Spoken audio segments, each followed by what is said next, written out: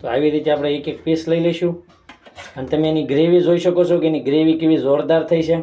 તો આ ઈંડા બોઇલ ગ્રેવી કહો તો એ ચાલે. તો આવી થઈ છે ને મસ્ત મજાની બની છે. હાલો મિત્રો, કેમ છે આપ સબ બચ્ચે હો સ્વસ્થ હોંગે? તો ફરી એકવાર અમારી નવી રેસીપીમાં તમારું સ્વાગત છે.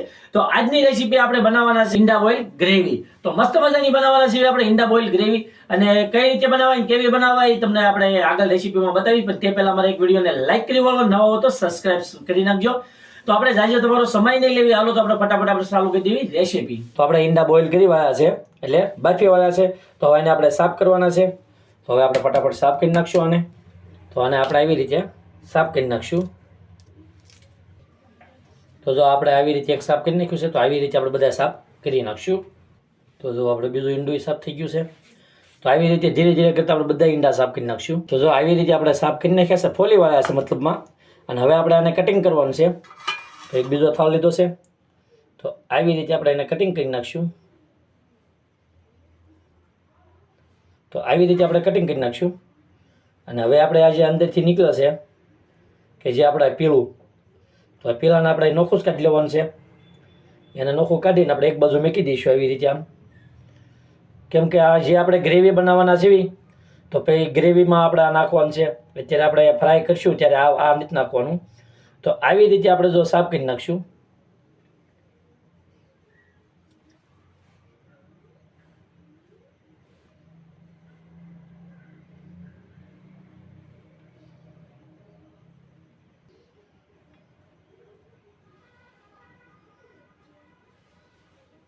તો બધા આપણે આવી રીતે કટિંગ કરી નાખશું.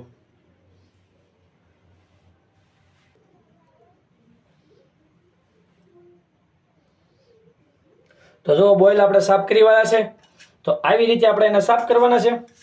તો હવે જે આ વ્હાઈટ પીસ છે એ પહેલાં આપણે લઈ લઈશું, કેમ કે આપણે આને ફ્રાય કરવાના છે ત્યાં માટે.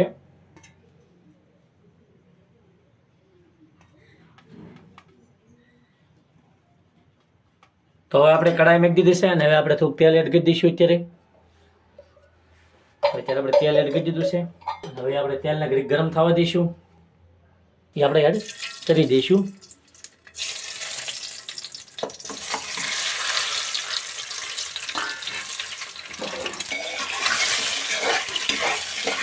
કેમ કે આપણે આને ફ્રાય કરવાના છે એટલે. અને થોડીક ગમતી આપણે હળદર એડ કરી દઈશું.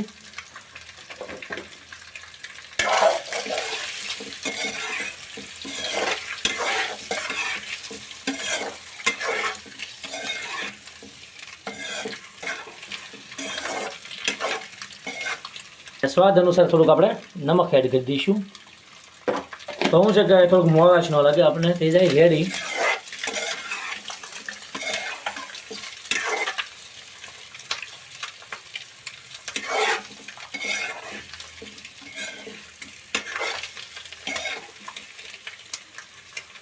આને આપણે ખાસ ધ્યાન રાખશું કે બળી ન જાય તે માટે.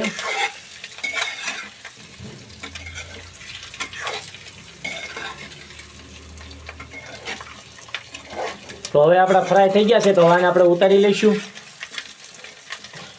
આપણે એની કઢાઈ પાછી મૂકી દીધી છે અને હવે આપણે આમાં આપણે ગ્રેવી બનાવવાની છે. તો હવે પાછું આપણે તેલ એડ કરી દઈશું અંદર.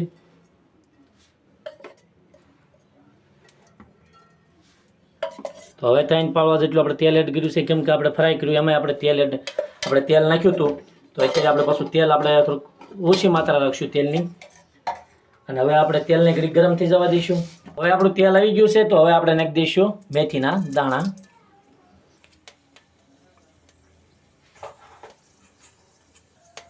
તો મેથીના દાણા ફૂટવા મળે છે. તો હવે આપણે ડુંગળી નાખી દઈશું અંદર. તો ઝીણી એવી બારીકથી કાપીને આપણે ડુંગળી નાખી દીધી છે. અને હવે આપણે એને ઘડીક ડુંગળીને તળવા દઈશું. હલાવતા રહીશું અને ડુંગળીને સળવતા રહીશું. ઝીણી એવી ડુંગળી આપણે સુધારી છે. તો ઘડીક આને આમને 2 મિનિટ સડવા દઈશું. તો જો આવી રીતે થઈ જાય અને આવી રીતે સડી જાય, બહુ કલર નથી ફરવા દેવાનો, આવી રીતે સડી જાય પછી હવે આપણે અંદર નાખી દેવાનું ટામેટાની પેસ્ટ, કે અથવા તમારા ટામેટા જેના એવા મોળેલા હોય તો એ નાખી દેવાના. પણ આપણે મિક્સરમાં જાર કરી વાળું છે તો આપણે એ નાખી દઈશું અંદર. અને હવે ઘડીક આપણે એને સડવા દઈશું.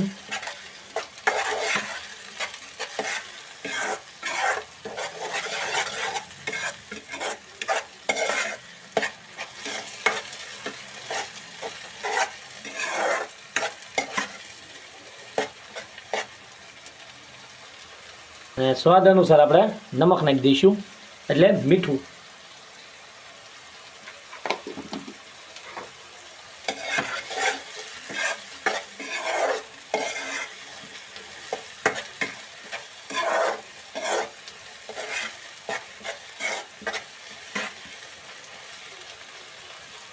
અને હવે આપણે આદુ લસણનો પેસ્ટ નાખી દઈશું. જો પેસ્ટ ન હોય તો અથવા આદુ લસણ કૂટેલું હોય તોય પણ હાલે. આપણી પાસે આદુ લસણનો પેસ્ટ છે એટલે આપણે 2 ચમચ પેસ્ટ નાખી દઈશું.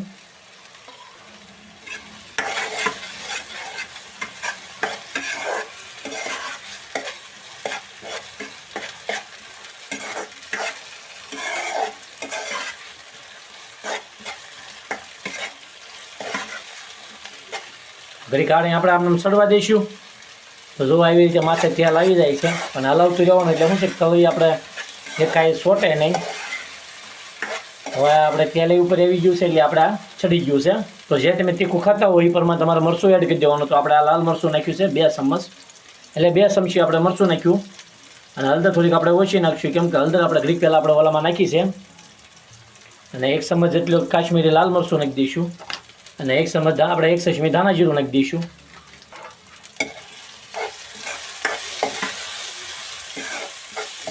મસાલાનું આપણે ખાસ ધ્યાન રાખશું કે બળે નહીં તે માટે થોડું પાણી એડ કરી દઈશું અંદર.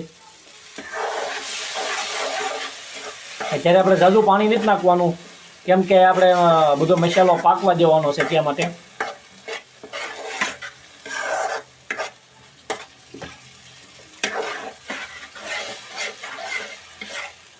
તો આને ઘડીક ધીમા તાપે આપણે આમ નામ ઘડીક પાકવા દઈશું. અને આપણે એક ચમચીમાં થોડોક ઓછો આપણે ઈંડાનો ગરમ મસાલો છે એ આપણે નાખી દઈશું અંદર. જે આપણે ઈંડા કઢાઈ આવે છે એનો મસાલો આપણી પાસે છે એટલે આપણે એ નાખી દીધો છે.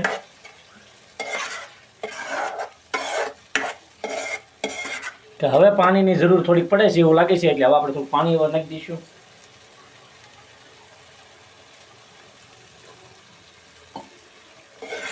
પાણી એક હારે નથી નાખી દેવાનું. જેમ આપણો મસાલો સડતો જાય એ રીતે આપણે પાણી નાખતું જવાનું છે.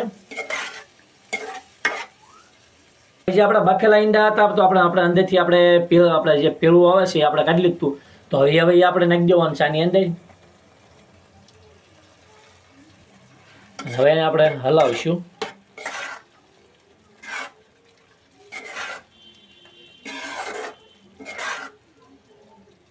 તો હવે જે ભાજી આપણે મિક્સ કરવાની આવે છે મિક્સર, તો એ લઈ લઈશું અને એનાથી આપણે દબી દઈશું. અને આપણે આની ગ્રેવી બનાવવાની છે.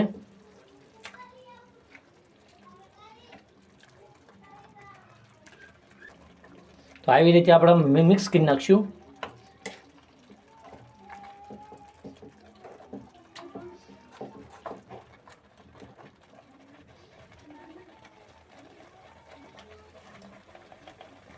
અને હવે આપણે હલાવી નાખશું.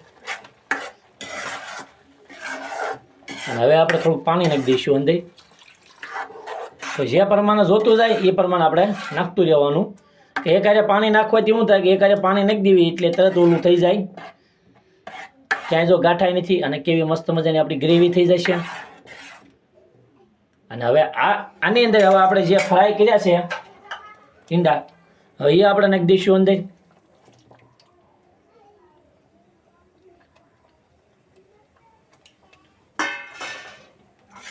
અને હવે આપણે આને હલાવી નાખશું.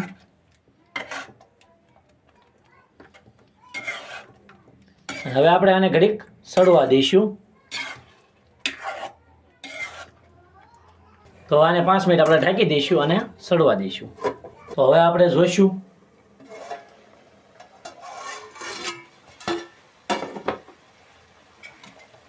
તો જો અત્યારે મસ્ત ગ્રેવી વાળું થઈ ગયું છે કમ્પ્લીટ.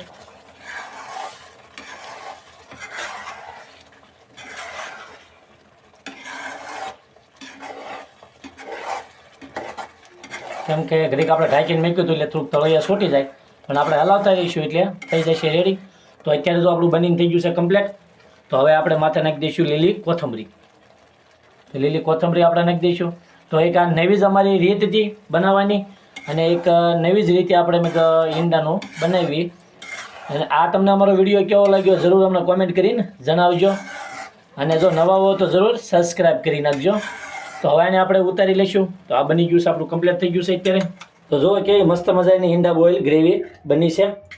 તમે જોઈ શકો છો કે બહુ જોરદાર અને મસ્ત મજાની બની છે. તો જો આવી રીતે આપણે ઈંડા બોઇલ ગ્રેવી બનાવી છે. તો હવે એને આપણે ડીશમાં લઈ લઈશું.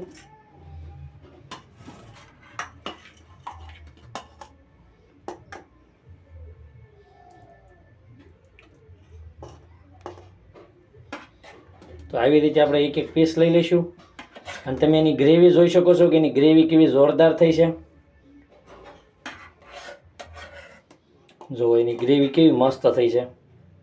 તો આ જ ખાવાની મજા આવે મિત્રો, અને આને કહેવાય આપણે બોઇલ ઈંડા ગ્રેવી, કે અથવા ઈંડા બોઇલ ગ્રેવી કહો તો એ ચાલે. તો આવી થઈ છે ને મસ્ત મજાની બની છે. જો તમને અમારો વિડીયો ગમ્યો હોય તો એક લાઇક કરી હોજો, નવા હો તો જરૂર સબસ્ક્રાઇબ કરી નાખજો.